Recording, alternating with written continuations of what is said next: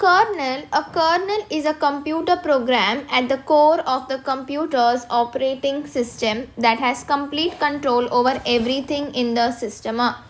So a kernel is nothing but the core of a computer system, and this kernel has control over everything in that system. It is the portion of the operating system code that is always resident in memory and facilitates interaction between the hardware and software. So it is always resident, that means it is always present inside the memory, and it facilitates interactions between the hardware and the software components. Kernel is a central component of the operating system that manages operations of the computer and the hardware. So it manages the operations between the computer applications and the hardware. It basically manages the operations of the memory and the CPU timer. It is the core component of an operating system. Kernel loads first into the memory when an operating system is loaded and remains into the memory until the operating system shut down again. So it is responsible for various tasks such as disk management, task management, memory management. So what is a kernel? It is a core of the computer's operating system. It is nothing but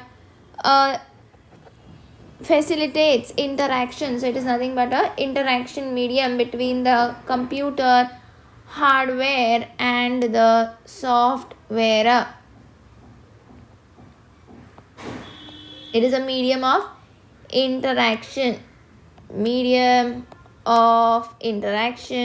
between the hardware and software.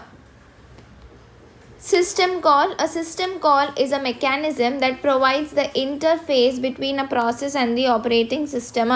So suppose there is a process going on and this process needs some task to be performed. So what will this process do? If this process needs a task to be performed, this process will give a system call, and the system call will be given to the operating system, and the OS will do the necessary task for the process. So it will do the task for the processor. So what is it? What is a system call? It is a mechanism that provides an interface. That means it is the middle person. What is the middle person? The system call between the process and the operating system. It is a programmatic method in which a computer requests a service from the kernel of the operating system. So the process wants certain tasks to be performed. It will give a system call to whom? To the kernel of the operating system. So it is a programmatic method in which the computer program will request a service from the kernel of the operating system. Programming interfaces to the services provided by the OS, typically written in high-level language like C or C++, mostly accessed by programs via high-level application program interface rather than direct system call user. So they are accessed using the APIs. Three most common APIs are Win32 API for Windows, POSIX API for POSIX based systems, including virtually all versions of Unix, Linux and Mac OS X, and Java APIs for Java Virtual Machine, that is the JVM. So APIs are nothing but the application program interfaces via which the system calls are there. So instead of directly using a system call, the programs are accessed via the APIs. User program is there. There is a user interface, and now this interface will interact and it will produce a system caller. So user program needs a particular task to be performed. It will do a system caller. System call can be done for program control, for IO, file system, error management, resource auditing, security. So you can do system call, and then there is a hardware of the computer present. Modes of operation. There are two modes of operation. One is the user mode and one is a kernel mode. User mode executes. User program executes in the user mode. Certain areas of memory are protected from the user accessor. Certain instructions may not be executed. So in the user mode, all instructions are not executed. Certain programs, they are protected from the user accessor. Kernel mode, monitor executes in the kernel mode. Privilege instructions may be executed. Protected areas of memory may be accessed. So there are certain instructions called the privileged instructions, which are highly important instructions, and these privileged instructions will only be accessed in the kernel mode. They will not be accessed in the user mode. How does a system call happen? So there is a user mode. Now this user process executing. So there is a process which is executing in the user mode. Process execution is taking place. Now this process requires a particular task to be performed. So particular task has to be performed by this processor. So what it will do? It will perform a system call. So it gets a system call. This process gets a system call. Now it will switch to the kernel mode. So when it gets a system call from the user mode, it switches to the kernel mode when it gets system call, and the execution of the system call will take place in the kernel mode. After the execution, returns from the system call to the user mode to complete the execution. The process will return to the user mode. Process returns to complete execution. So what is happening in this diagram? First is you have a process. Process needs certain tasks to be performed, so it gets a system call. When it gets a system call, to execute the system call, it has to switch from user mode to the kernel mode. In the kernel mode, what will happen? The system call will be executed. The task which is required will be performed. Once the task is fully performed, again from the kernel mode, it will go to the user mode. Process will go from kernel to the user on completion of the task, and what will happen? Process will complete, returns from the system call, and the process completes. So for example, there is a source file and you want a destination file. So examples of the system calling sequence: acquire the input file name. So first you need to know what is a file name. Write a prompt to screen, accept the input. Acquire the output file name, that is a destination file name. Write a prompt to the screen, accept the input. Open the input file. If the file does not exist, suppose in the computer this kind of a file is not existing, abort. Create output file. If the file exists, abort. Then read from the input file, write to the output file. So whatever contents are there in the input, from that is in the source file, you will write those contents in the destination file until read fails. That means now nothing is left to write. When will read fail? When all the information is given already to the destination file. Till that time you perform the operation. Once read fails, close the output file, because now there is nothing to write in the destination file. So you will close the output file, write a completion message to the screen. So all the information has been transferred. There is nothing to write now.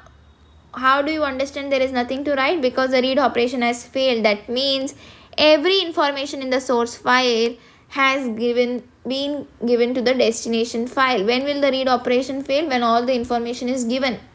You will close the output file, that is close the destination file. Write completion message on the screen and terminate it normally. This is how a system call is used.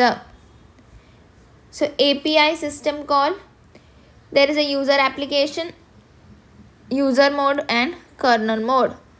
So open command is being sent. This is a system call interface.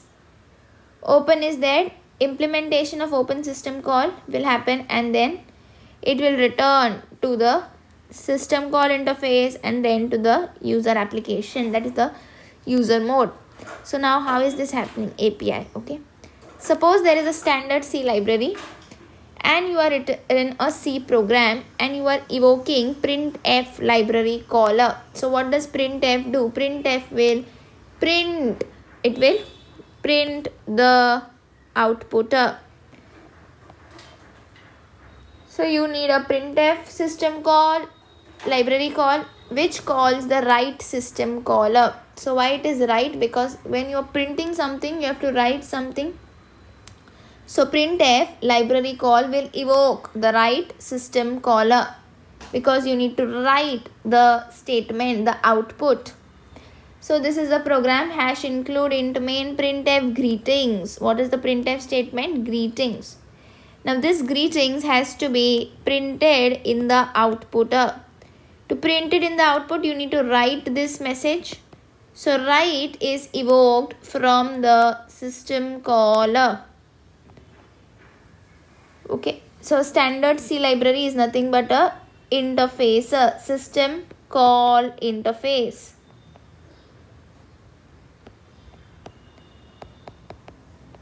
So from the user mode, this process will say that you need to write the output.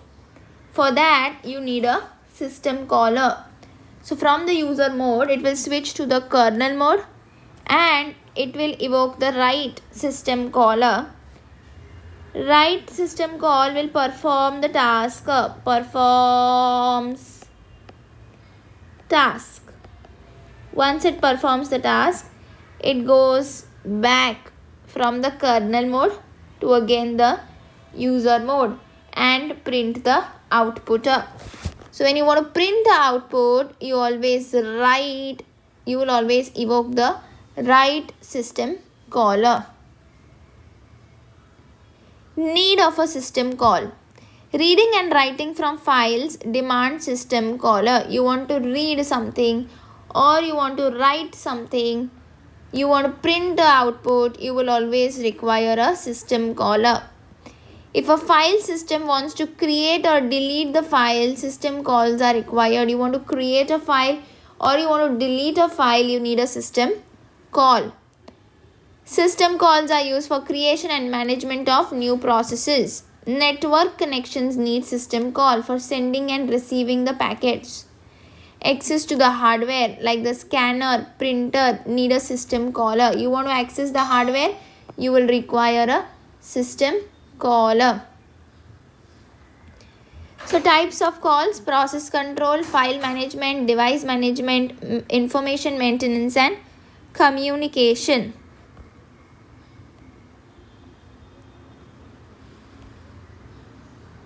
File management is to create a file, delete file, open and close a file, read, write and reposition and get and set file attributes. So file management, these all functions are performed under file management.